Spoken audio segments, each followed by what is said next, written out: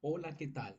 Este podcast lo he querido titular Política Pública Educativa entre números, ideales y experiencias humanas. Hola, ¿qué tal? ¿Cómo están? Soy Oscar Eduardo Corrales Grajales y quiero darle las bienvenidas a este espacio. Un saludo muy especial al doctor Omar Alejandro Viñafañe y por supuesto a todos mis queridos compañeros y compañeras del doctorado en Ciencias de la Educación. Hoy quiero hacer algo sencillo, compañeros, pero profundo.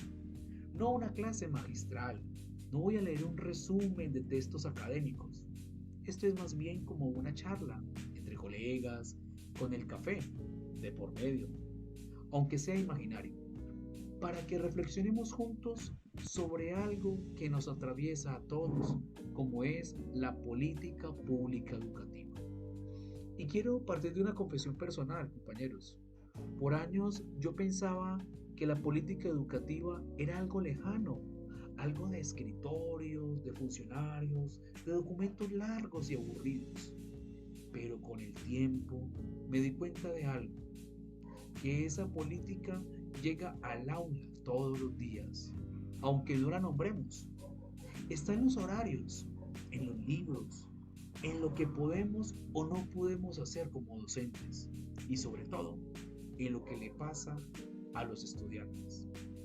Así que los invito a caminar conmigo por esta reflexión, usando dos compañeros de viaje, como Platón y el texto de Javier Wilson, llamado ¿Qué son y para qué sirven las políticas públicas? Vamos a lo básico. Cuando decimos política pública educativa, ¿de qué hablamos realmente? En pocas palabras, son las decisiones y acciones que toma el Estado para que organicen el sistema educativo. Desde que se enseña hasta cómo se financia, cómo se evalúa, qué programas se priorizan, cómo se forman a los docentes, cómo se garantiza o no el acceso a la permanencia y a la calidad. Pero ojo, que no queda en leyes o en decretos. La política pública se siente, se vive todos los días. Por ejemplo, colegas, el currículo que llega hasta el aula de clase, las horas que se dedican a las matemáticas versus educación artística. Si una escuela en zona rural tiene sí o no internet, si un niño con discapacidad recibe apoyo o es excluido, las pruebas estandarizadas que generan estrés o motivación. Entonces, la política pública educativa es como ese armazón invisible que ordena lo que no se puede ver y no se puede hacer, pero no es neutra. Y ahí es donde entra nuestro amigo Platón.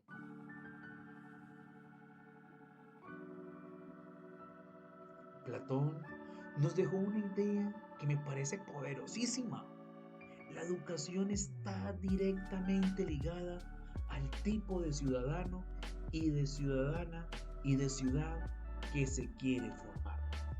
Es decir, educar nunca va a ser un acto neutro. Detrás de cada decisión educativa hay una imagen de ser humano y una idea de sociedad. ¿Qué tipo de personas queremos formar? Personas obedientes, personas críticas, competitivas, solidarias, creativas, dóciles. Entonces, cuando el Estado decide qué contenidos son obligatorios, qué competencias se evalúan o qué programas se financian, en el fondo están diciendo, esto sí importa y esto no. Y eso ya es una postura política, aunque a veces se disfrace de tecnicismo. ¿Ustedes qué creen? ¿Nuestras políticas educativas actuales están formando para la reproducción o para la transformación? Yo no tengo la respuesta, pero la pregunta me parece pertinente y necesaria. Ahora traigamos a Javier Wilson. Él nos recuerda algo clave. Las políticas públicas no nacen de la nada. Son respuestas del Estado a problemas que se consideran relevantes. Pero ojo, ¿quién decide qué problema es relevante? ¿Con qué base o en qué diagnóstico? ¿O qué intereses o presiones hay detrás? Porque en educación, si el problema principal es la cobertura, las políticas irán por construir más escuelas. Y si el problema es el desempeño en pruebas, irán por entrenamiento para exámenes. Y si el problema es la deserción, irán por programas de alimentación o apoyo emocional. En nuestro país, Colombia, la realidad es compleja, ¿no? Brechas enormes entre regiones, entre lo urbano y lo rural, escuelas atravesadas por violencia, desplazamiento, falta de recursos, estudiantes que llegan con hambre, con miedo, con sueños rotos o intactos.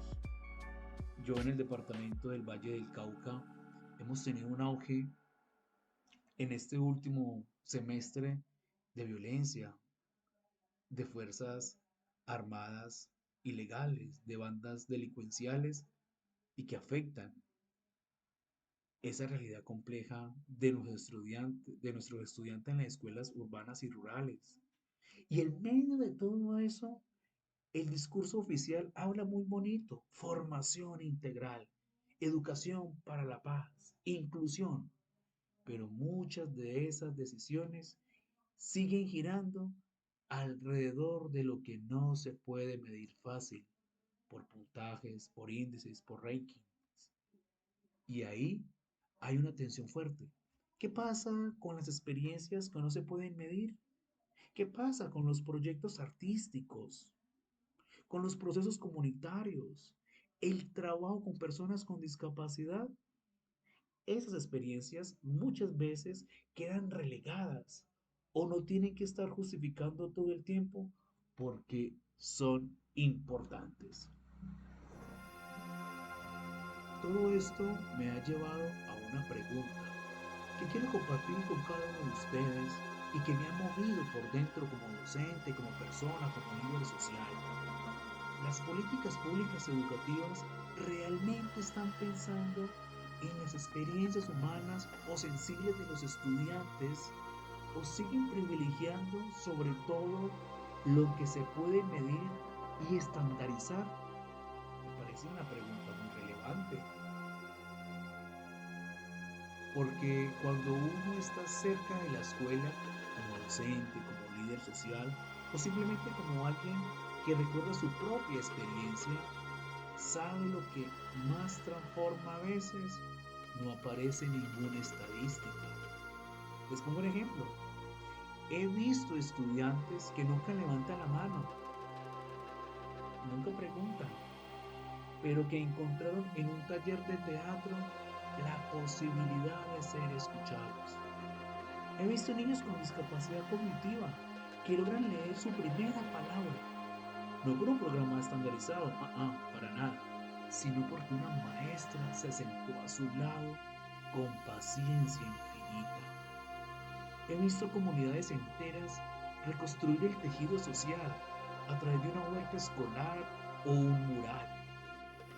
Eso es dignidad, eso es reconocimiento, eso es futuro. Pero no siempre encajan en las lógicas de evaluaciones dominantes, ¿sí ven? Y aquí el diálogo entre Platón y Wilson me parece hermoso. Platón nos recuerda que toda educación responde a una idea de ciudad. Y Wilson nos muestra que las políticas son decisiones históricas y por lo tanto se pueden discutir y transformar.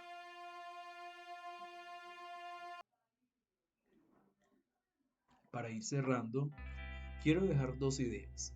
La primera: analizar las políticas públicas educativas no es un ejercicio lejano, solamente reservado a especialistas. Tiene que ver con lo que pasa en la clase, con las condiciones de nuestros estudiantes, con las oportunidades reales que tiene para aprender, para equivocarse, para soñar. y para construir un proyecto de vida.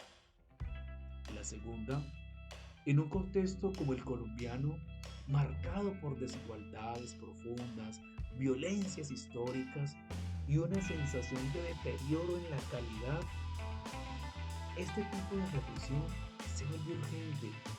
Volver a ideas clásicas como las de Platón, leer a Wilson con ojos críticos y contrastar todo eso con la experiencia cotidiana en las escuelas nos ayuda a pensar políticas que pongan en el centro a las personas, no solamente los indicadores, porque al final la política pública educativa no es solo un documento, una letra muerta, es una promesa de qué tipo de sociedad estamos construyendo y a quién estamos dejando por fuera de ella. Soy Oscar Eduardo Corrales Grajales. Gracias de corazón por acompañarme en este tiempo, por prestar atención, por seguir preguntándonos juntos qué tipo de ser humano y qué tipo de sociedad estamos ayudando a construir cuando hablamos de política pública educativa. Los invito a seguir conversando con un café. Si esto le generó alguna idea, incomodidad o ganas de compartir algo, pues ya saben, compañeros, el doctorado es más rico cuando nos escuchamos de verdad. Nos vemos en el próximo episodio, o mejor dicho, en el próximo encuentro. Cuídense mucho y sigamos pensando en la educación como lo que es, un acto profundamente político y profundamente humano.